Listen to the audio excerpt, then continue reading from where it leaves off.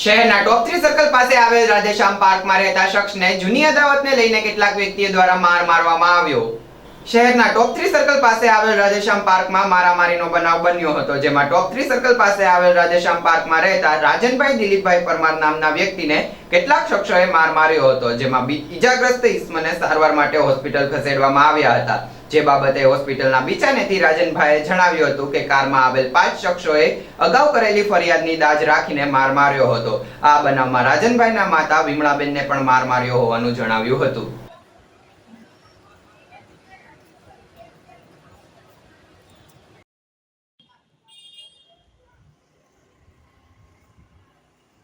Okay, તમારું નામ?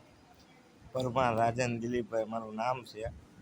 Talaja road શિવનગરની સામે રાધેશ્યામ પાર્કમાં અમારા માથાકૂટ થયેલી છે।